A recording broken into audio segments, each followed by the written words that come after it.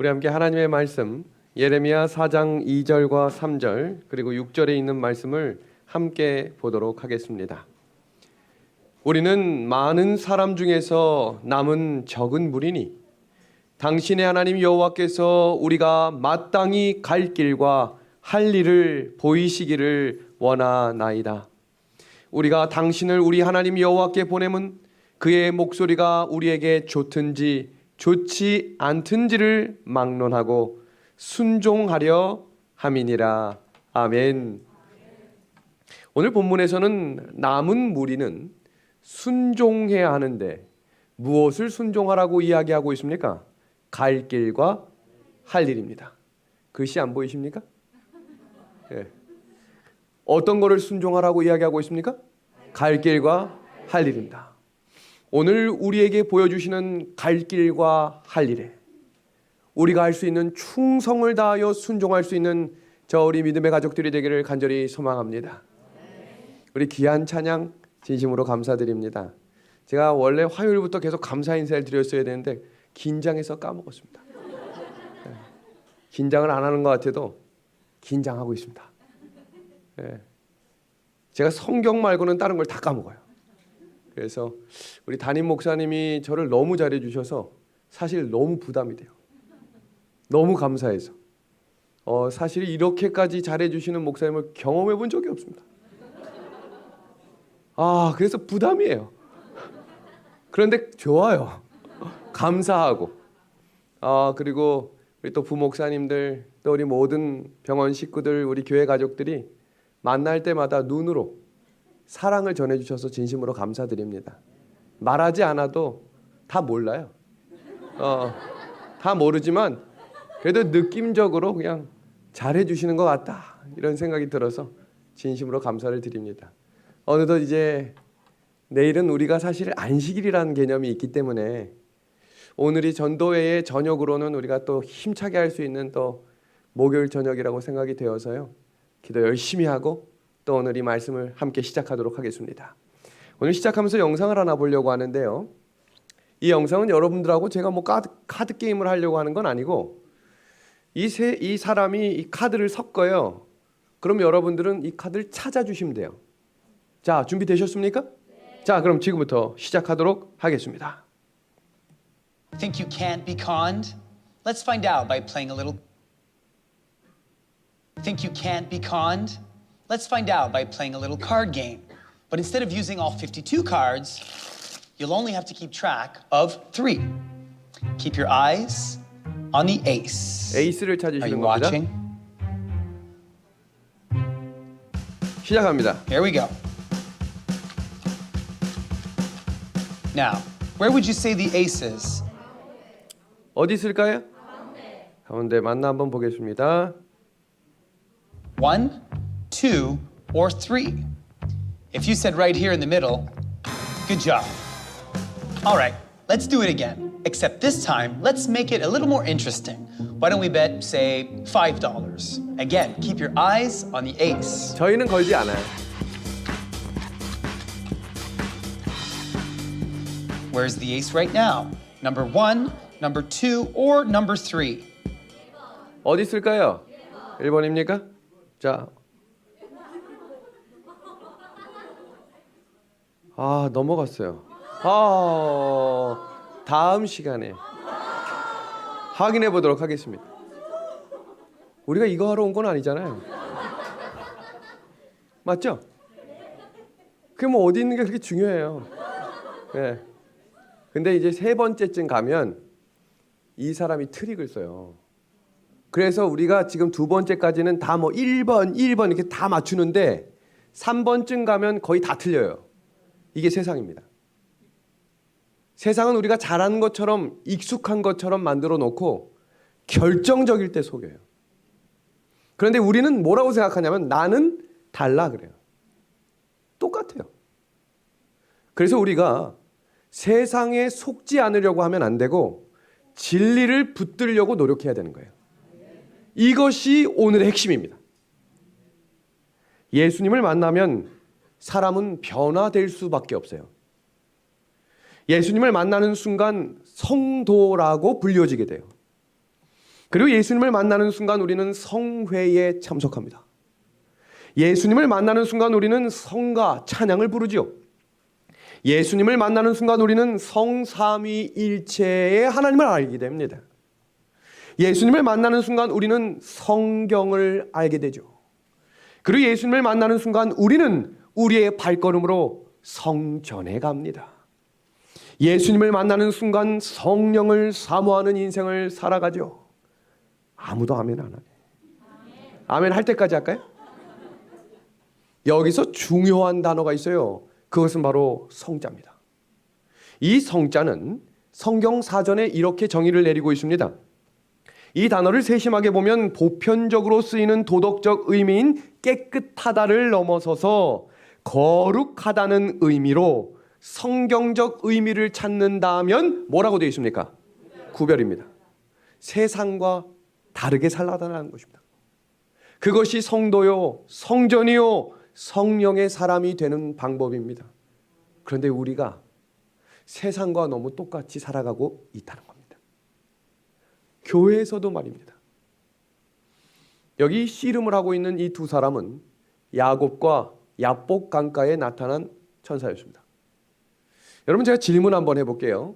성경 창세기로부터 구약 성경에 아브라함의 하나님, 이삭의 하나님, 야곱의 하나님이 굉장히 많이 나옵니다. 그런데 이것이 따로따로 쓰여질 때가 있어요. 아브라함의 하나님은, 이삭의 하나님은, 야곱의 하나님은 이라는 성경 구절들이 많이 나옵니다. 그렇다면 아브라함의 하나님이 더 많이 나올까요? 아니면 야곱의 하나님이 더 많이 나올까요? 그럴 땐 잘 모르겠어요. 그러면 돼요. 정답은 아브라함의 하나님은 10번이 나오고 야곱의 하나님은 15번이 나와요. 그런데 우리가 이미지적으로 아브라함이 믿음의 조상이고 야곱은 죄도 짓고 속이고 웬만하면 하나님은 누구의 하나님이고 싶겠어요? 아브라함의 하나님 아니겠어요? 근데 성경 기자들을 통해서 성경에 기록한 이름들의 더 많은 이름의 하나님이 누구의 하나님일까요? 야곱의 하나님입니다. 왜 그런지를 지금부터 성경 구절 8개를 통해서 좀 설명합니다. 야곱의 하나님, 야곱의 하나님, 야곱의 하나님, 야곱의 하나님을 시편 기자가 그토록 반복해서 기록하고 있습니다. 왜 그런지 아십니까? 야곱은 변화됐기 때문이에요. 야곱은 부족했어요. 연약했어요. 흔들렸어요. 넘어졌어요. 아멘 할 때까지. 힘들었어요. 그런데 그가 하나님을 만나고 이스라엘이 된 거예요. 이것이 하나님이 우리를 부르신 이유입니다. 강하고 남들보다 뛰어나고 이쁘기 때문이 아니라 변화될 수 있는 존재들이기 때문에, 그래서 성경의 에베소서 4장에서는 그리스도의 장성한 분량에 충만한 데까지 이르리니, 맨 마지막 문장 다 함께 한번 읽어볼까요? 범사에 시작. 범사에 그에게까지 뭐 하라고요? 제 목회 철학입니다. 제가 갖고 있는 목회 철학은 제가 만나는 우리 사랑하는 성도들이 만나기 전보다 단 0.1mm라도 잘할 수 있도록 최선을 다하여 말씀과 삶을 통해 증거하는 것이 제 목회 철학입니다. 이 한 주간 다 잊어버릴 수 있어요. 그런데 우리가 우리 마음속에 역사하실 성령 하나님을 받아들일 준비와, 그리고 하나님께서 나를 자라나게 하실 것을 믿는 믿음만 생긴다면 이번 한 주간은 은혜 가운데 축복된 기간이 될 줄로 확신합니다. 재림교회는 예언과 깊은 연관이 있습니다. 복음은 사람을 그리스도인으로 만들고 성경은 그리스도인을 성경 위에 바로 서는 재림 성도로 만듭니다. 그리고 예언은 재림교인을 남은 백성임을 확신하고 재림을 기다리는 자로 만들어 줍니다. 그것이 우리가 예언을 공부하는 방법입니다. 우리는 징조를 알아보는 눈을 가지고 있어야 합니다. 여러분, 구약 시대에 살았던 유대 백성들이 예수님이 오시는 걸 몰랐습니까? 다 알았어요. 그런데 기다리질 않았잖아요. 마치 우리처럼. 다 알고는 있는데 기다리질 않아. 오히려 오니까 죽여요. 오히려 예수님을 잘 모르는 동방 박사들, 그냥 저기 목동들이 예수님을 기다렸어요. 소수의 사람들이. 그들은 성경을 보는 사람들이었기 때문이에요. 예언이 무엇인지 그 예언의 빛을 따라 별을 따라 움직이는 사람들, 성경 다니엘 12장 3절은 별은 예수님입니다. 예수님을 따라 움직이는 사람들에게 하나님은 예언을 허락하신다고 말씀하십니다. 영감의 글입니다. 하나님의 백성들은 경고를 받고 시대를 징조를 뭐 할 수 있어야 된다 그랬습니까? 분별입니다.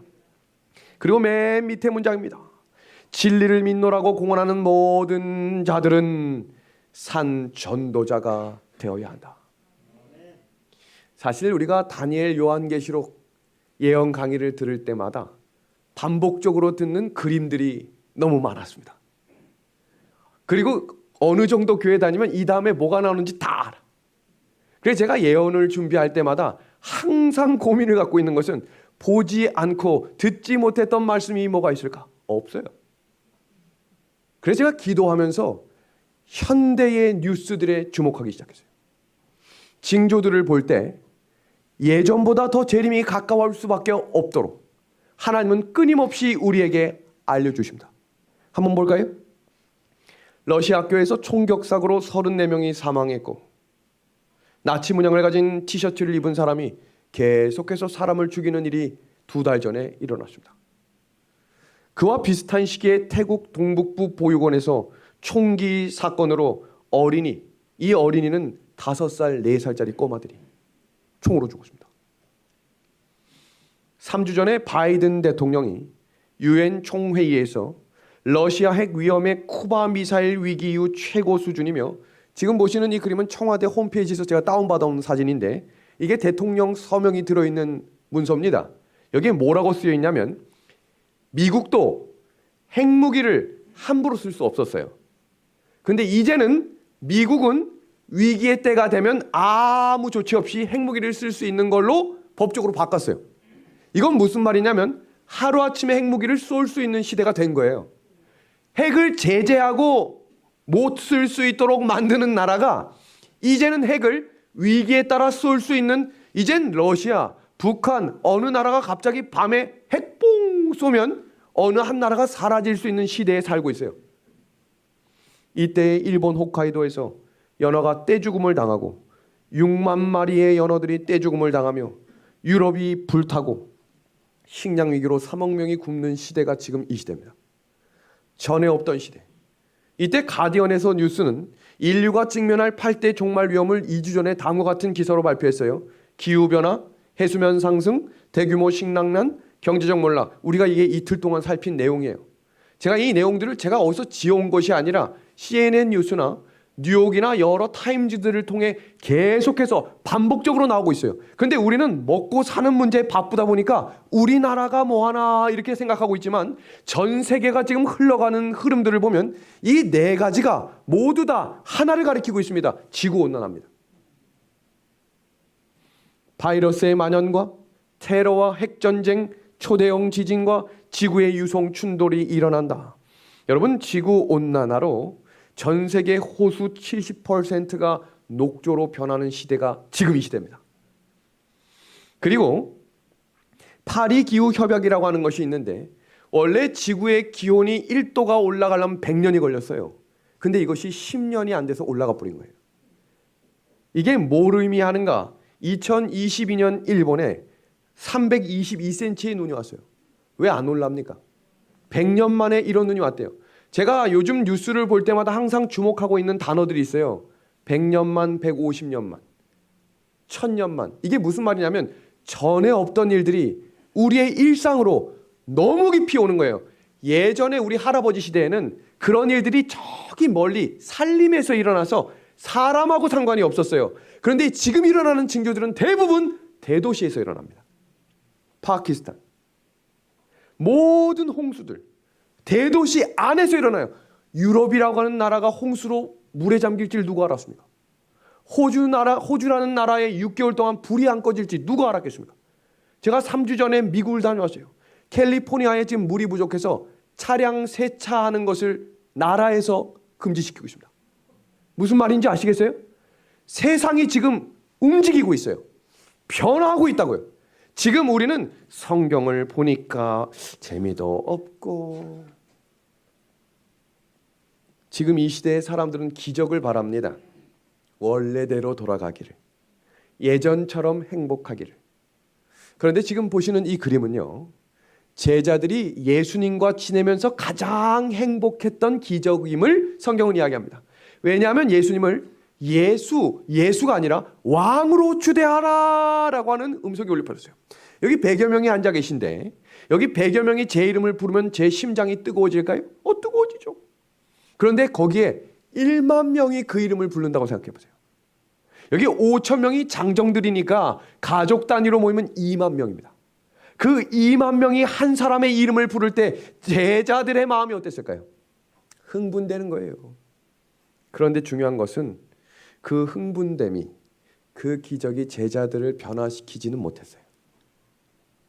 아시겠어요? 너무 감정적인 설교에 초점을 두시면 변화된 삶이 뭔지를 몰라요. 그 순간 눈물이 나면 행복해, 집에 가면 까먹어요. 다음날 되면 원래대로 돌아가요.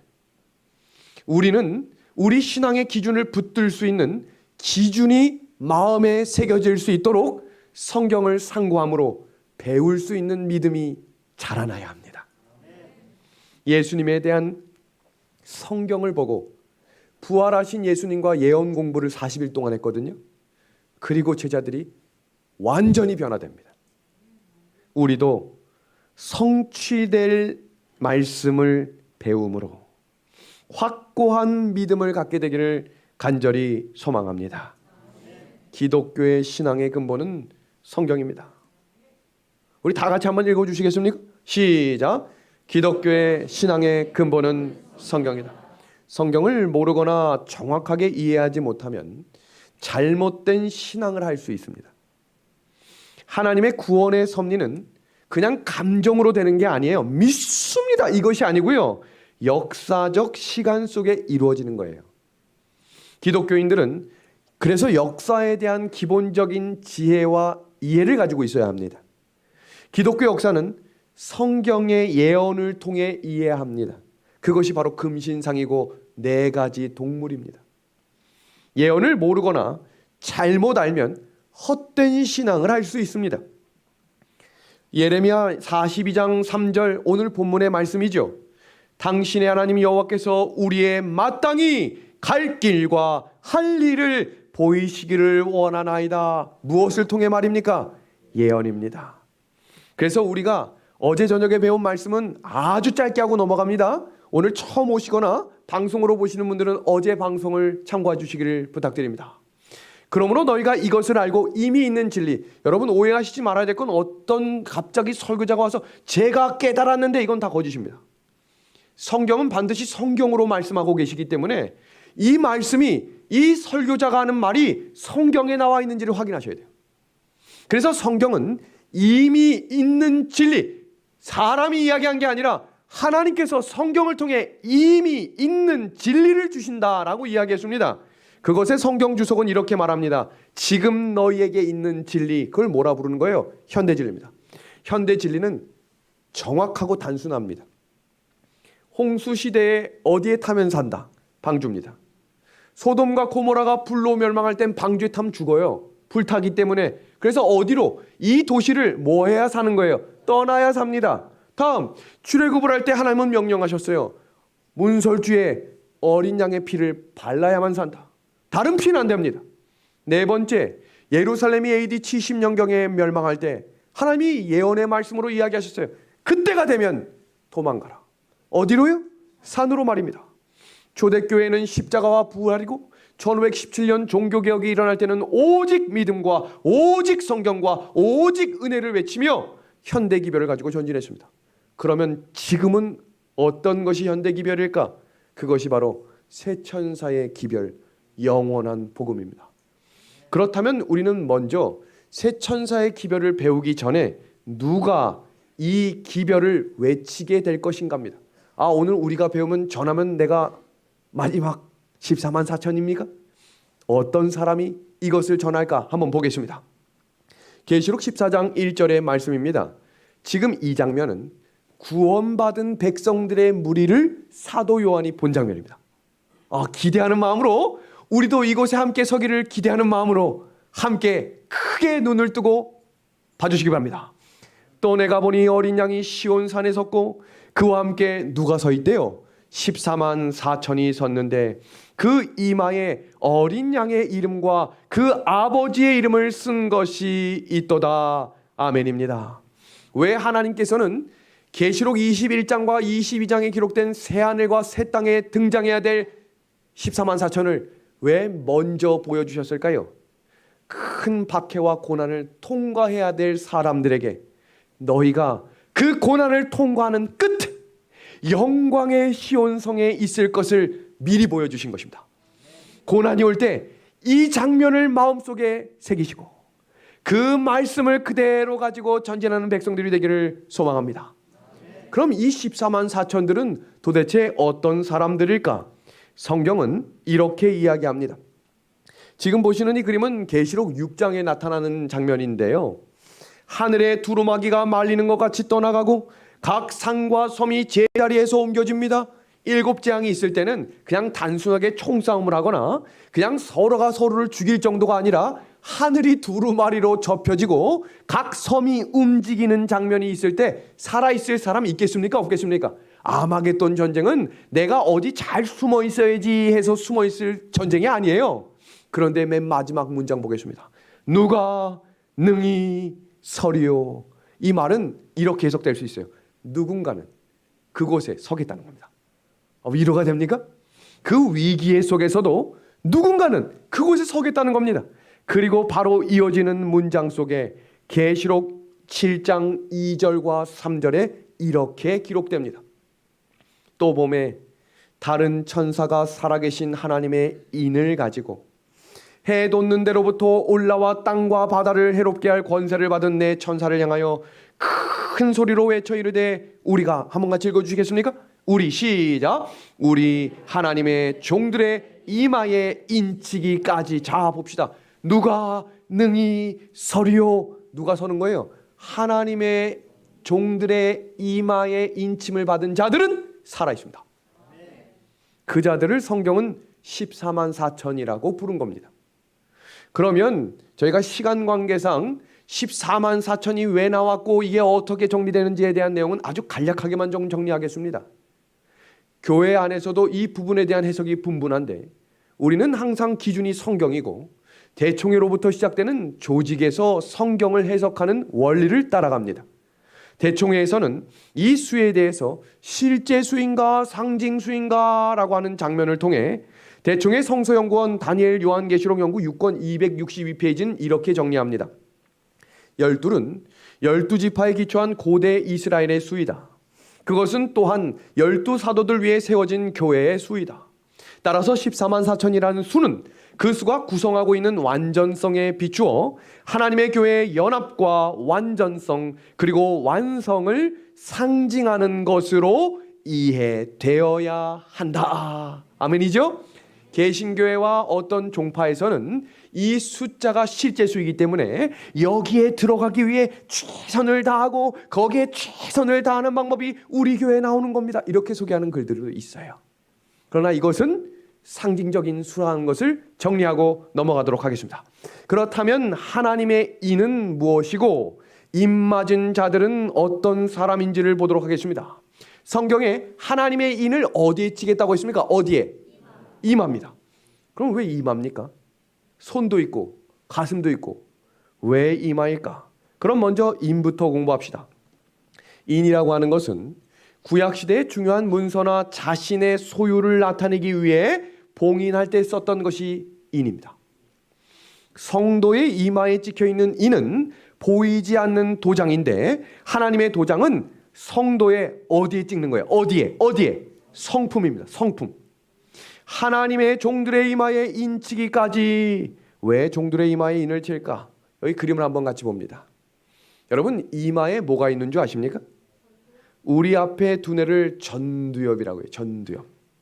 이 전두엽은 앞니마에 있는데 이 전두엽이 하는 역할을 좀 보겠습니다. 이 전두엽은 이성, 판단, 결정, 의지를 통제하는 관할인데 무엇보다도 전두엽은 그리스도의 영성과 도덕성과 의지를 관리하는 관장 저장소입니다. 그래서 전두엽은 무언가를 할까 말까 고민할 때 선악의 싸움이 이루어지고 있는 장소가 어디입니까? 어디입니까? 전두엽인 거예요. 하지 말아야 하는데 그러면 하지 말아야 합니다. 지금 뭐 하고 있다는 것을 인식하셔야 돼요. 전쟁 중입니다. 전두엽에서 이루어지는 선택과 결정의 승패에 따라 하나님의 백성들이 여기에 뭘 받는 거예요? 하나님의 도장을 받는 것입니다. 그럼 하나님의 인은 성경에 무엇으로 기록되고 있는가? 에스겔 20장 12절의 말씀입니다. 또 나는 그들을 거룩하게 하는 여호와인 줄 알게 하려 하여 내가 내 안식일을 주어 그들과 나 사이에 뭘 줬다라고 말합니까? 표징입니다. 영어 성경을 보면 그 단어를 사인이라고 합니다. 오늘날은 도장보다 대부분의 사람들이 뭘 씁니까? 사인을 통해 하죠. 하나님이 너와 나 사이에 관계가 있고 너는 내 소유다라고 할 때 주시는 표징이 있대요. 사인이 있대요. 그게 뭐라고 이야기하고 있나 봅니다. 출애굽기 31장 13절입니다. 너는 이스라엘 자손에게 고하여 이르기를 너희는 나의 안식일을 지키라. 이는 나와 너희 사이에 너희 대대의 표징 사인이니 나는 너희를 거룩하게 하는 여호와인 줄을 너희로 알게 하려 함이니라. 여러분, 일주일은 하루든 한 달이든 1년이든 다 과학자들이 밝혀냈지만 일주일 단위는 세상 그 어떤 과학자도 밝혀낼 수 없었습니다. 왜 그런가? 창조밖에 없기 때문이에요. 우리가 지금 한 주간을 살아가고 있는 이 한 주간을 하나님께서 하루하루 창조하셨음을 믿게 해주신 은혜에 감사를 드립니다. 그리고 이 날을 먼저 만드신 다음에 사람을 창조해서 너희는 이 날을 잘 지켜야 한다라고 말하지 않고 사람을 먼저 지으신 이후에 사람이 눈을 뜨고 가장 먼저 맞이한 날이 안식일이 되었습니다.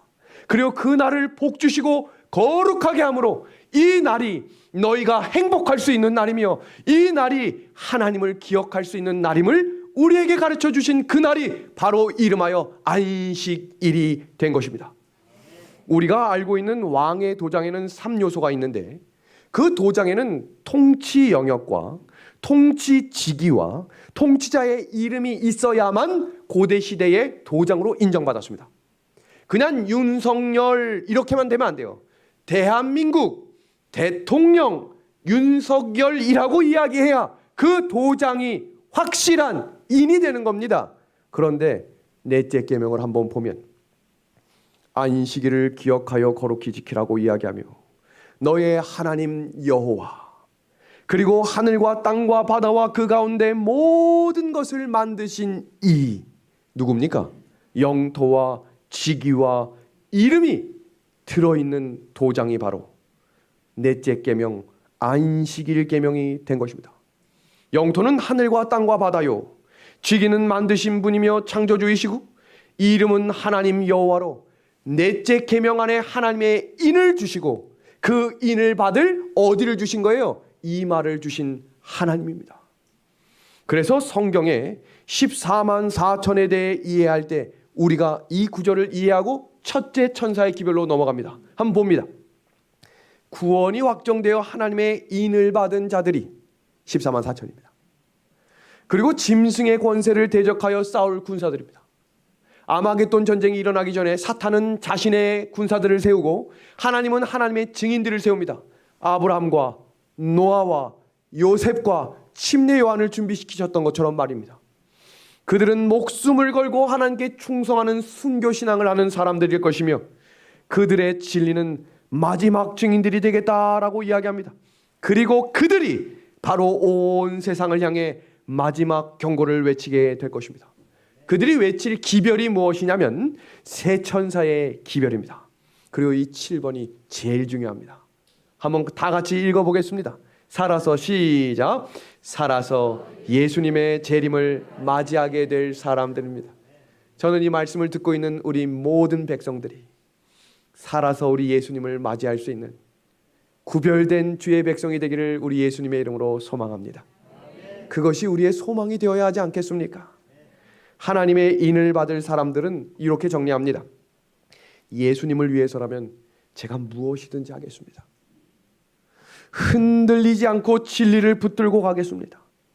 주님이 말씀하시면 내 뜻을 내려놓고 주께서 명령하신 길을 가겠습니다 고백하는 사람들이 하나님의 인을 받게 될 것입니다. 이렇게 결심하실 분들 아멘 합시다. 이제 새 천사의 기별입니다. 첫째 천사 기별부터 알아야 전할 거 아니에요. 이제 하나씩 한번 배워보겠습니다.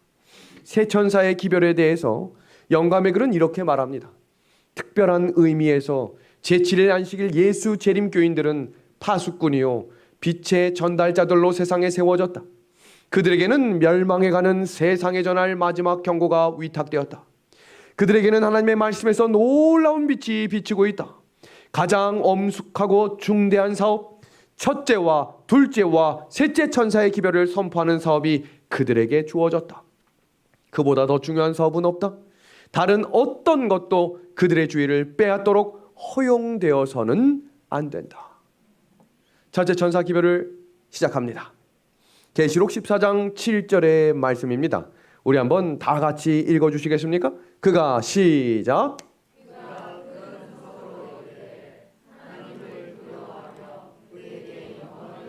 여기까지만 보겠습니다. 하나씩 하나씩 풀이하고 배워보도록 하겠습니다. 우리는 새 천사의 기별을 배울 때도 너무나 반복되는 사진과 너무나 익숙한 그림들로 저거 기억은 잘 안 나지만 배웠었지 하고 넘어갑니다. 근데 오늘 우리는 김대성 목사님의 설교, 홍명관 목사님의 설교, 여러 가지 설교들의 엑기스들을 잘 모아서 새롭고 우리가 배울 수 있는 성경 주석의 내용들로 하나씩 채워나가겠습니다. 자, 한번 봅니다. 그가 큰 음성으로 가로되 하나님을 두려워하며 그에게 영광을 돌리라고 이야기합니다. 그래서 우리는 지금부터 성경에 영광을 돌리는 것이 무엇인지를 공부합니다. 영광을 돌리는 건 도대체 뭐 하는 겁니까? 찬양을 하면 영광을 돌리는 겁니까? 예배에 참석하면 영광을 돌리는 겁니까? 기도를 하면 영광을 돌리는 겁니까? 그럼 우리 어디로 들어가면 될까요? 어디로? 성경입니다. 성경에서 하나님께 영광을 돌리는 사람들이 어떤 사람들이었는지를 찾아보면 되는 거예요. 자, 보겠습니다. 신약 성경에 하나님께 영광을 돌리더라라고 하는 사람들의 이름이 기록되고 내용이 기록되어 있습니다. 보겠습니다. 예수께서 가라사대 청년아 내가 내게 말하노니 일어나라 하시매 죽었던 자가 일어나 앉고 말도 하거늘 예수께서 그를 어미에게 주신데 나옵니다. 모든 사람이 두려워하며 하나님께 뭘 돌렸다고 되어 있어요? 영광입니다. 한 구절 더 봅니다. 누가복음 5장 24절에서 26절입니다. 중풍병자에게 말씀하시되 우린 중풍병자 하면 뭘 생각해요? 4명이 모여서 줄을 내리고 올린 다음에 가라. 요것만 우리는 잘 기억해요. 그런데 우리가 주목할 것은 거기서 나오는 대화들, 그리고 우리가 지금 주목할 밑줄 친 노란색 글씨를 보세요. 저희 앞에 곧 일어나 누웠던 것을 가지고 하나님께 뭘 돌리고요?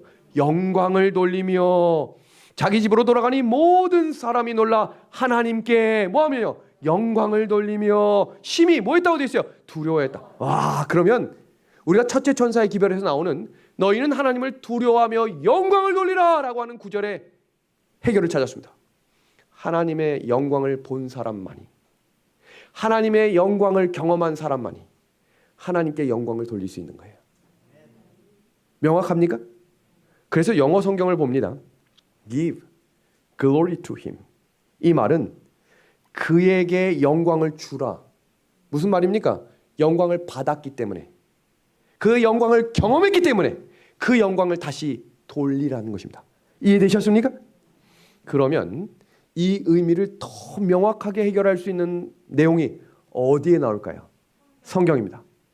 출애굽기 33장 18절을 보면 모세가 정확하게 이렇게 기도합니다. 하나님, 주의 영광을 내게 보여주십시오. 왜 그랬을까요? 그래야 영광을 돌릴 수 있다는 걸 모세는 알고 있었어요. 그럴 때 하나님께서 하나님의 영광을 보여주십시오 라고 이야기하자 하나님이 모세를 직접 대면했거든요. 그 대면했던 하나님이 뭐라고 이야기하셨냐면 하나님의 이름과 하나님의 품성을 드러내십니다. 성경 출애굽기 34장 5절과 6절의 말씀입니다. 지금 이 장면은 하나님 저에게 영광을 보여주세요 라고 했을 때 모세에게 나타나신 하나님이 하신 말씀입니다. 우리 이 말씀 한번 읽어볼까요? 여호와께서 시작. 여호와께서 그와 함께 거기 서서 여호와의 이름을 선포하실세. 여기서 주목할 것은 하나님의 영광을 보여주세요 그랬더니 하나님의 뭘 선포하셨대요? 이름을 선포하시고 다음입니다. 여호와라 다 같이 읽읍시다. 자비롭고 시작. 자비롭고 은혜롭고 노하기를 더디하고 인자와 진실이 많은 하나님이라. 자, 아멘입니다. 하나님의 영광을 보여달라 했더니 하나님이 나타나셔서 그래 보여줄게. 그리고 뭘 보여주신 거예요? 하나님의 이름입니다. 그리고 하나님의 이름을 열거하시며 그 이름이 자비롭고 노하기를 더디하고 인자하고 진실하시대요. 뭘 드러내셨습니까? 품성입니다. 지금부터는 집중을 잘 하셔야 돼요. 여기서 딱 놓쳐버리면 오늘 뭐 하는 거야? 이렇게 할 수 있어요. 지금 요 세 가지 이해되셨죠? 그 다음으로 넘어갑니다. 계시록 19장 11절부터 13절을 보면 저희가 지금 뭐 배우고 있습니까? 하나님의 영광 배우고 있어요. 모세가 영광 보여달라고 할 때는 하나님의 이름 보여주셨죠? 그리고 이름을 선포하시면서 하나님의 품성을 드러내셨어요. 자, 계시록 19장입니다. 또 내가 하늘에 열린 것을 보니 보라 백마와 그것을 탄 자가 있으니 그 이름은 충신과 진실이라 라고 이야기하며 하나님의 이름을 다시 한번 말씀하고 계시죠. 그런데 노란색 박스 봅니다. 그 이름은 다 같이 읽어봅시다. 시작. 그 이름은 하나님의 말씀이라. 정리합니다. 하나님의 영광을 보여달라 했더니 하나님의 이름을 보여주시고 하나님의 이름으로 품성을 보여주시더니 하나님의 이름을 다시 한번 이야기하며 하나님의 이름은 뭐다 그럽니까? 하나님의 이름은 하나님의 말씀이다 그랬습니다. 계시록 19장 이어지는 15절입니다. 그의 입에서 뭐가 나옵니까? 예리한 검입니다. 총정리합니다. 하나님의 영광을 보여주시자라고 부탁했더니 하나님의 품성을 보여주시고 하나님의 이름을 드러내시며 이것이 뭐라고 말씀하셨어요? 말씀이라고 이야기하셨죠? 그리고 이것이 뭐라고 말씀하셨습니까? 예리한 검입니다. 총정리입니다. 하나님의 말씀을 받는다는 것은 하나님께서 주시는 검을 가지고 살아가는 것입니다. 검은 누가 누구에게 주는 거냐면 왕이 전쟁터에 나갈 그의 군사들에게 친히 내려주는 것을 예리한 검이라고 불렀습니다. 우리는 지금 세상의 전쟁터에서 살고 있어요. 제 말을 주목해 주십시오. 교회를 다니는 것은 유람선을 다니듯이 타고 싶을 때 타고 내릴 때 내리고 쉬고 싶을 때 쉬는 게 아니에요. 성경은 군함이라고 이야기했어요. 에베소서 6장 말씀에 너희는 구원의 투구를 쓰고 성령의 검을 가지고 믿음의 방패를 들라고 이야기했어요. 명령을 따라 전진하며 손에 검을 놓으면 그 사람은 그때부터 군인이 아닙니다. 아니 목사님 전 군사훈련을 받은 이것이 영적 군사훈련입니다. 정신을 가다듬고 내가 선하게 전투에 하나님의 증인으로 서게 될 백성임을 인정하는 사람들이 하나님의 영광을 위해 싸울 수 있는 사람이 되는 것입니다. 중풍병자들이 보겠습니다. 회복이 되고 돌아가서 하나님의 이름을 증거했습니다. 수가성 사마리아 여인이 예수님을 만나고 난 이후에 변화됐지요. 성도가 된 이후에 물동이를 벗어 던지고 예수님의 말씀을 들고 전진하며 그에게 영광을 돌리게 됐던 것입니다. 왜 그랬습니까? 영광을 경험했기 때문에 영광을 드리게 됐던 것입니다. 오늘 이 사실을 깨닫게 하신 우리 하나님을 찬양합시다. 그런 거예요. 왜 우리가 말씀을 듣고 왜 우리가 매주 모여 예배를 드리는가? 하나님의 영광을 받기 위함이에요. 그 영광을 받은 사람들이 해야 할 일들이 있습니다. 그것이 바로 노란색 글씨입니다.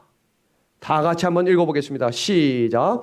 하늘과 땅과 바다와 물들의 근원을 만드신 이를 경배하라 하더라. 이것이 하나님의 영광의 검을 가진 하나님의 군사들이 해야 할 일입니다. 그럼 도대체 하늘과 땅과 바다와 물들의 근원을 만드신 이를 경배하라가 성경에 나와 있을까요?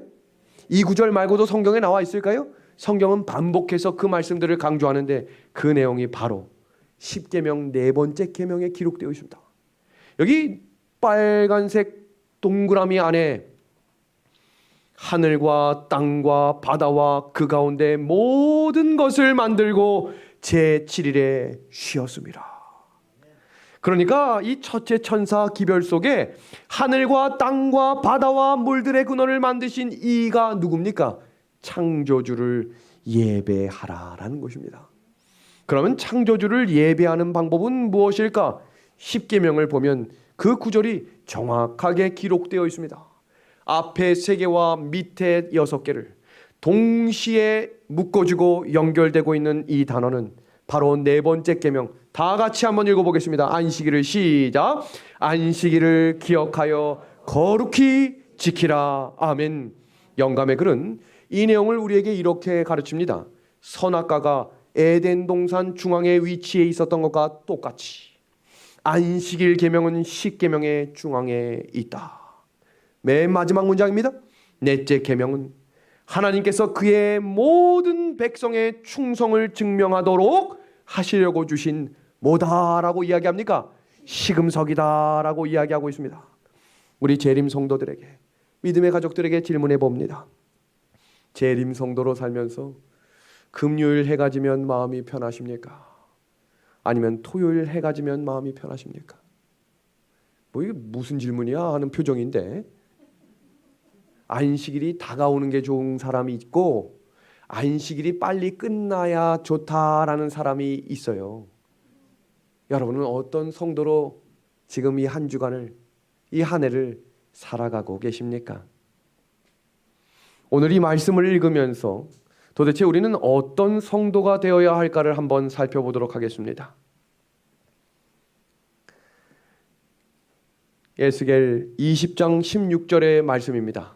그들이 마음으로 우상을 따라 나의 규례를 업신여기며 나의 율례를 행하지 아니하며 나의 안식일을 더럽혔음이니라.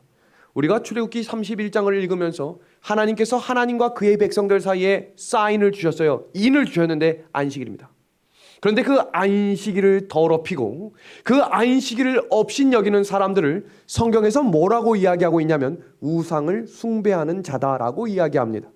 이 현대적 의미를 보겠습니다. 안식일을 제대로 지키지 못하도록 만드는 모든 것이 우상의 일종이고, 안식일을 범하게 하는 행위를 계속하고 있다면 그것은 우상일 수 있음을 우리는 기억해야 하겠습니다. 여러분, 여기 한번 주목해 보시겠습니까? 하나님은 세상과 다르게 살아갈 수 있는 표징으로 안식일이라는 것을 주셨습니다. 내 마음에 이 말씀에 대한 용기가 있어야 됩니다. 진리에 대한 확신을 가질 수 있어야 합니다. 여기 이 그림 속에 사무엘상 8장에 이스라엘 백성들이 사무엘이 늙자 다른 이방 나라와 같이 왕을 달라고 이야기합니다.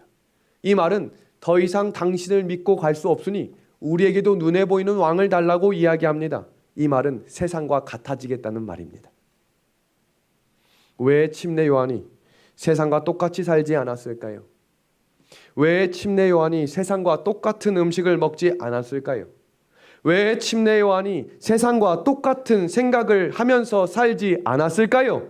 그 이유는 침례 요한은 세상 사람들을 예수님께로 인도해야 하는 구별된 사명이 있었기 때문입니다. 세상과 똑같이 살면서 세상을 인도할 수 없어요. 근데 우리가 자꾸 세상과 같아지려 합니다. 코로나 시점을 전후로 많은 재림 성도들이 변화되기 시작했어요. 좋은 방향보다는 세상과 같아지는 방향으로 말입니다. 하나님께서 왜 이번 주에 이렇게 우리에게 새 천사의 기별을 다시 살피게 하셨는지를 주목하며 우리가 회복해야 될 첫째 천사의 기별 안식일을 정확히 회복할 수 있는 날이 되기를 간절히 소망합니다. 이 안식일은 교회 단위로 회복하는 것이 아니라 개인 단위로 회복하며 시작돼야 합니다. 왜냐하면 만나는 교회 단위로 내리지 않았고 개인 단위로 주옥에 시키셨기 때문입니다. 성경 마가복음 2장 27절의 말씀 다 함께 읽어보도록 하겠습니다. 또 이르시되 시작. 또 이르시되 안식일이 사람을 위하여 있는 것이요 사람이 안식일을 위하여 있는 것이 아니니. 여러분, 이 구절은 잘못하면 오해가 될 수 있어요. 도대체 안식일의 주인이 누구라는 말인가? 여러분, 안식일의 주인은 명확하게 성경은 우리에게 이렇게 말씀하고 있습니다. 이러므로, 우리 마태복음 2장 28절 다 같이 읽어주시겠습니까? 시작. 이러므로 인자는 안식일에도 누굽니까? 주인이에요. 일주일 동안 열심히 쉬었기 때문에 그날을 쉬고 낮잠을 자고 내가 하고 싶은 날을 하는 그날이 안식일이 아닙니다. 안식일은 하나님이 주인 되는 날으로 한 주간을 은혜 가운데 인도하신 하나님께 영광을 받고 영광을 돌리는 날이 되어야 합니다. 우리가 때때로 과거에 안식일을 소중히 생각했던 때들이 있었습니다. 진지했고 그 안식일을 기다렸고 안식일을 소중히 여기며 그날을 지키고 지냈던 때들이 있어요. 저는 어렸을 때부터 신발을 사면 꼭 안식일 날 신도록 어머니께 교육을 받았어요. 그리고 오후 3시가 되면 아버지가 항상 목욕탕을 데리고 가서 함께 목욕을 재개하고 안식일을 준비하는 것이 얼마나 행복한지를 가르쳐 주셨습니다. 안식일은 그런 날이었어요. 그런데 언제부턴가 해지기 직전까지 일하다가 밥을 먹지도 못하고 찾아와 교회에 오면 눈부터 감습니다. 그리고 설교가 왜 이렇게 기냐고 이야기하고 도대체 이 예배는 언제 끝나는 거냐고 배고파 죽겠는데 그리고 앉아서 저녁에 뭐 먹을까를 고민하다가 집으로 돌아가 저녁 늦은 시간까지 교과 공부하고 다음날 아침 늦잠 자고 일어나 피곤한 안식일을 맞이하게 됐습니다. 그날이 행복할 수 있겠습니까?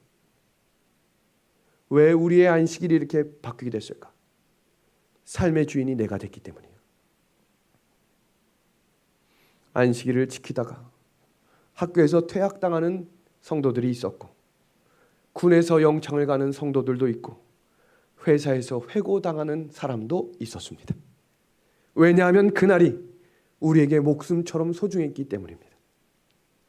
안식일에 하나님의 집에 가지 않는 것이 안식일에 일상의 일을 하는 것이 심각하고 부끄럽게 여겼던 우리들이 이제 세상처럼 당연하게 하고 그걸 아직도 이해하지 못하냐며 안식일을 거룩히 지키려고 하는 사람들을 손가락질하는 시대가 되었습니다. 그렇다면 이 안식일을 우리는 어떻게 지켜야 할까요? 성경은 우리에게 그 안식일을 이렇게 지내라고 이야기합니다. 만일 안식일에 내 발을 금하여 내 성일에 오락을 행하지 아니하고 안식일을 일컬어 즐거운 날이라 여호와의 성일을 존귀한 날이라 하여 이를 존귀하게 여기고 내 길을 행하지 아니하며 내 오락을 구하지 아니하며 사사로운 말을 하지 아니하면 내가 여호와의 안에서 뭘 얻겠다고 이야기합니까? 즐거움을 얻을 것이다 라고 이야기합니다. 믿음의 하늘 가족 여러분, 제7일 안식일 예수 재림교회라는 뜻은 제7일 안식일을 지키면서 예수님의 재림을 기다리는 교회입니다. 그런데 자꾸 예수님의 재림만 기다리자 그래요. 그 저는 빼먹고 말입니다. 우리 교단의 이 이름이 바로 첫째 천사의 기별입니다. 안식일이 회복되고 그 안식일을 통해 영광을 받으며 영광을 돌림으로 창조주 하나님께 예배하는 온전한 신앙이 회복되기를 우리 예수님의 이름으로 간절히 소망합니다. 계시록 13장과 계시록 14장은 선악의 싸움에 아주 치열한 전투를 이렇게 이야기합니다. 계시록 13장에서는 교회 중심의 세계연합이 일어나지만 계시록 14장에는 진리 중심의 14만 4천이 진리를 붙들고 일어나는데 그 첫째 천사의 기별이 안식일 기별입니다. 짐승을 경배하라고 할 때 창조주를 예배하라라고 외칩니다. 일요일을 예배하라고 이야기할 때 안식일을 예배하자고 강조하게 될 것입니다. 그러므로 우리가 지금 이 안식일이 금요일 해질 때부터 안식일 해질 때까지 온전히 하나님의 날임을 회복할 수 있어야 하는 시기가 된 것입니다. 일요일 예배를 짐승의 표라 부르며 안식일 예배를 하나님의 인이라고 부르고 있는 것입니다. 믿음의 하늘 가족 여러분, 성경을 보면요, 안식일에 대한 날을 소개할 때 이렇게 이야기해요. 안식일 전날, 이 날은 준비일이라고 말합니다. 아주 중요한 말씀 드리겠습니다. 주목해 주십시오. 예수님의 제자들과 막달라 마리아가 예수님이 십자가에 달려 죽었을 때 그 자리를 떠나고 싶지 않았습니다. 그런데 잠시 그 자리를 떠났습니다. 왜 그런 줄 아십니까? 안식일을 지키기 위해서 간 거예요.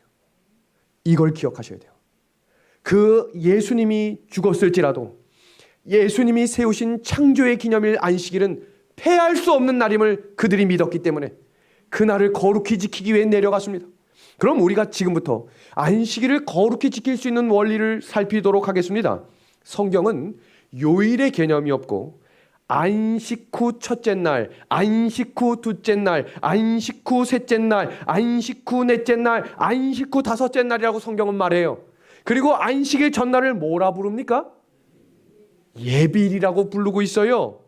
그래서 평일에는 예비일을 위해 준비하고 예비일이 되면 안식일을 준비하는 날이 되어야 합니다. 그래야 안식일이 즐겁고 복되고 거룩하게 하나님께 드리게 되는 날이 되기 때문입니다. 이는 너희가 쉴 안식일이라. 곧 그 저녁부터 이튿날 저녁까지 안식일을 지킬지니라. 아멘. 안식일을 기쁘고 존귀하고 평안하고 치유와 회복의 날이 되려면 일상생활의 초점이 안식일에 초점이 맞추어져 사셔야 합니다. 그리고 예비일을 기억하여 철저히 준비해야 합니다. 그리고 안식일에는 구원의 경험과 회복의 경험이 있어야 함을, 어릴 때부터 교회에서 하루 종일 지내는 것이 얼마나 행복한 삶인지를 가르쳐 주십시오. 자꾸 아이들을 데리고 자연으로 나간다고 캠핑장 가지 마시고 교회에서 지내는 삶이 얼마나 행복한지 누릴 수 있도록 이 교회의 찬양과 말씀이 끊어지지 않기를 예수님의 이름으로 소망합니다. 그날이 첫째 천사의 기별로 우리에게 전해지고 있습니다. 사고가 났습니다. 그날 저녁, 오늘 처음 오신 분들은 저 사람이 뭐하나, 머리가 터졌네, 허리가 끊어졌네, 무릎이 죽겠네. 목사만 운전을 잘했더라면 그날 저녁에 얼마나 분주하게 여기저기 움직이고, 한 병원에 다 들어갈 수 없을 만큼 영월이 작은 동네였습니다. 근데 병원의 배려와 소방서의 배려로 영월 의료원에 한자리에 모이게 되었습니다. 이것이 그 사진입니다. 전교인 20명이 안 되는데 11명이 담임 목사를 포함해 입원한 것입니다. 다 죽었네 소문이 났다가 다음날 봤더니 죽진 않았네 이렇게 소문이 났습니다. 다음날이 됐습니다. 담임 목사로서 얼마나 마음이 무겁겠습니까? 전날 잠을 한숨도 못 잤어요. 정말 무슨 큰 사고가 났기 때문에. 근데 그 다음날 우리 정형외과 과장님이 저를 아주 심각한 표정으로 부르는 것입니다. 얼마나 긴장이 되겠어요. 목사님, 뜸 들이지 말고 빨리 얘기해 주세요. 목사님, 큰일 났습니다. 왜 큰일 났습니까? 여기에 탄 모든 사람들이 다친 사람이 없습니다. 아니 무슨 말입니까? 지금 머리가 터졌네, 허리가 터졌네, 무릎이 아파. 다 퇴행성입니다. 아니 이분은 원래 허리에 힘을 박아놨고, 이분은 원래 목 디스크가 있었고, 이분은 무릎이 원래 안 좋아서 수술을 2번 했으니 아플 수밖에 없죠. 놀라운 사실은 다 죽고 터질 줄 알았던 그 차 안에 다친 사람이 없어요. 더 놀라운 사실은 제가 제일 많이 다쳤어요. 그래서 그 다음날 저는 대학병원으로 후송이 됐어. 목 디스크와 여러 가지 정밀 검사를 받았습니다. 그리고 내려오게 됐습니다. 그리고 병실에 모여 앉았습니다. 집사님 퇴행성이래요. 그랬더니 다들 머쓱하게 다행이네요. 그렇게 일주일을 병원에서 지내게 됐습니다. 무슨 일이 일어났겠습니까? 아침 저녁으로 밥 줘, 따뜻해, 할 일이 없어요. 물리치료 왔다 갔다 하면서 다 같이 이렇게 쭉 끌고 다니면서 장로님, 집사님, 물리치료를 다 같이 들어요. 그래서 제가 이것도 하나님이 주신 기회일 수 있으니 아침 저녁으로 합숙 훈련 예배를 드려봐야겠다 이렇게 생각을 했어요. 병실 2개가 통째로 우리 거니까. 함께 예배를 드리기 시작했습니다. 4일째 되는 날 한 사건이 일어납니다. 4일째쯤 되니까 이제 먹고 살만도 하고 이제 그 충격에서 살짝 벗어나니까 한 여집사님이 간증을 하기 시작해요. 목사님, 제가 사실 이 집사를 죽도록 미워했어요. 여러분, 건축을 하다 보면 의자 하나로 일주일 동안 싸워요. 문을 여기다 둘까 1cm 옆에다 둘까 이걸로 3일 싸웠어요. 그러니까 감정 싸움이 치솟다 보니까 10년 전 스토리를 가지고 싸우기 시작하는 거예요. 어쨌든 건축이 헌당도 됐고 겉모습으로 볼 땐 완벽해 보였지만 이미 속은 골물대로 다 골마버린 거예요. 그런데 그때 마침 사고가 났고 같이 먹고 자다 보니까 밤에 잠도 안 오고 대화하다 보니까 마음에 있었던 얘기를 꺼내기 시작하는 겁니다. 목사님, 하나님이 이렇게 죽다 살게 하셨는데 용서 못할 게 뭐 있겠습니까? 제가 이 집사를 용서할 수 있도록 기도해 주십시오. 그랬더니 이 집사님이 뭐라고 하는 줄 알아요? 나도 너 죽도록 미워했어. 이렇게 얘기하는 거예요. 그렇게 서로가 이야기하던 중에 우리 그 남편이 죽고 헌금했던 여집사님 기억나십니까? 그 여집사님이 눈물을 펑펑 쏟으며 이야기를 합니다. 목사님, 사실 제가 대상포진이 왔었어요. 근데 저희가 건축 헌금을 7차 했어요. 7차. 6개월 동안 7차를 하려면 3주에 한 번씩 건축 헌금을 작정한 거예요. 집에 있는 수저 빼고 다 냈어요. 그런데 이분이 대상포진이 왔는데 병원 갈 돈이 없으셨대요. 근데 말을 못 하겠더래. 혹시 하나님께 죄가 될까 봐. 아이고 끙끙하는데 우리 재림 성도들은 숟가루가 만병통치약이라고 생각해가지고 붙이기도 하고 먹기도 하지만 대상포진은 숟가루로 날 수 있는 병이 아니에요.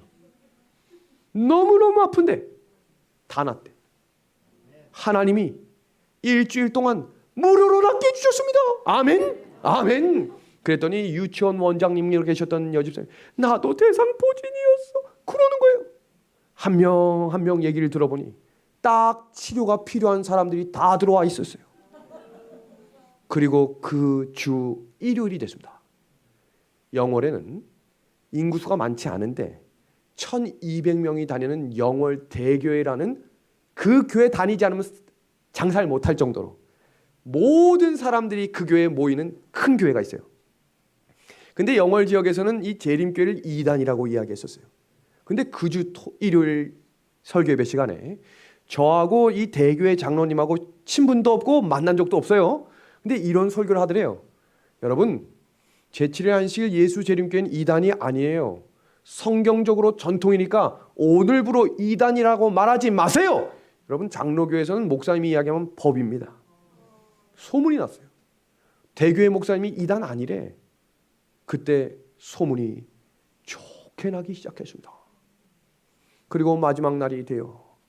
이제 우리가 나가야 되는데 사실 영월교회 차량이 너무 오래돼가지고 제가 방문다가 선 것만 12번이에요. 가다 서다 가다. 근데 그렇게 건축을 하고 나니까 누구도 헌금하자는 얘기를 못해요. 목사인 저도. 그런데 보험금을 다 모아보니까 현금으로 그 차를 딱 살 만큼 돈이 마련됐습니다. 그렇게 그 교회에 복을 주시고 축복하신 하나님께서 새로운 선교 차량을 허락해 주셨습니다. 이 교회 선교 되겠어요? 안 되겠어요? 이제부터 한 스토리를 소개합니다. 저희가 요한계시록과 다니엘서 강해를 화요일 저녁에 시작했는데 감리교회를 18년 출석하셨던 감리교회 남집사님이 제 발로 들어왔어요. 그러면서 뭐라고 이야기하셨냐면, 저는 요한계시록만 배울 거고 교회는 다닐 생각이 없으니 저에게 교회 다니라는 말을 하지 마십시오. 네, 알겠어요. 그렇게 3개월을 출석하고 금요일에 예배를 나왔어요. 저는 금요일 예배까지만 나올 거니까 절대로 토요일에 예배 나오라는 말 하지 마십시오. 2달 후에 안식일 예배에 참석했습니다. 저는 죽어도 침례받을 생각은 없기 때문에 저한테 침례받으라는 얘기하지 마십시오. 8개월 공부 끝나고 침례받는 장면이에요. 그렇게 한 사람 한 사람씩 지역의 진리를 찾고 갈급한 심령을 가졌던 성도들이 교회의 일꾼들이 되기 시작했습니다. 그때 한 사건이 또 일어납니다. 원주 삼육 중고등학교를 나오고 학교를 졸업하면서 신앙도 졸업했던 한 분이 계셨습니다. 그리고 44년 동안 교회를 가본 적이 없는 분이 있었습니다. 집사님의 남편이었기 때문에 제가 한번 방문을 가서 우리 교회 한번 나오시죠? 택도 없는 소리 마라. 또 갔어요. 교회 택도 요렇게만 대화를 계속했어요. 그러다가 어느 날 교회에 홈커밍 데이가 있어서 제가 한번 이렇게 전단지를 가지고 이런 거 있습니다. 이렇게 밀어만 드렸어요. 그런데 그거를 보시더라고요. 쫙 보더니 그럼 한번 가볼까? 이렇게 얘기를 하시는 거예요. 감사합니다. 그날 왔습니다. 그날 왔어요. 그리고 예배가 마치는 날 제 손을 딱 잡더니 뭐라고 얘기하냐면 목사님 저 감성금했지요. 이렇게 얘기하는 거예요. 감사합니다. 그날 사건이 일어났어요. 갑자기 전화가 왔습니다. 아주 긴급한 소리예요. 영월이 아주 작다고 했죠? 아침에 여기서 방구 뿡 끼면 저녁에 저기서 방구 누가 낀지 다 알 만큼 아주 작은 동네예요. 이분이 안식일 예배 마치고 동네 친구들하고 편의점 앞에 앉아서 그분이 막걸리 마시진 않았어요. 막걸리 마시는 사람 옆에 앉아 있는데 갑자기 저 반대편에서 술 취한 사람이 있는 대로 뛰어오더니 자기를 있는 대로 집어치더래요. 그러니까 자기가 얼굴을 맞고 그대로 뒤로 넘어졌는데 그대로 넘어진 자리가 이렇게 보도블록 모서리에 머리가 찍혀가지고 17바늘을 꼬매게 됐습니다. 제가 거길 가서 얼마나 가슴이 철렁거렸는지 몰라요. 그런데 그분이 하는 말이 있어요. 목사님, 나는 교회하고는 안 맞나 봐. 제가 얼마나 힘들었는지 몰라요. 그렇게 6개월이 흐른 후에 다시 한번 하나님 앞에 기도하고 우리 함께 교회에 나옵시다. 어렵게 나왔습니다. 이분이 떡집을 하는 분인데 목사님 제가 오늘 떡만 배달하고 아주 급하게 나오도록 하겠습니다. 근데 예배 마치자마자 전화가 왔습니다. 목사님 교통사고가 났습니다. 근데 그 교통사고가 대형 사고, 차를 폐차시킬 정도였어요. 갔더니 또 이렇게 얘기해요. 목사님 교회는 나랑 안 맞나 봐. 과연 이분은 어떻게 됐을까? 내일 이 시간 함께 모여 하나님께서 이 사람을 이끄시는 은혜를 함께 배우며 신실하신 하나님의 은혜를 경험하게 되기를 소망하며 오늘 저녁 말씀을 마치도록 하겠습니다. 하나님 우리 아버지, 우리에게 말씀을 주셔서 감사합니다. 예언의 말씀을 따라 안식일을 회복할 수 있는 믿음을 허락하여 주시옵소서. 예수 그리스도의 이름으로 간절히 기도하옵나이다. 아멘.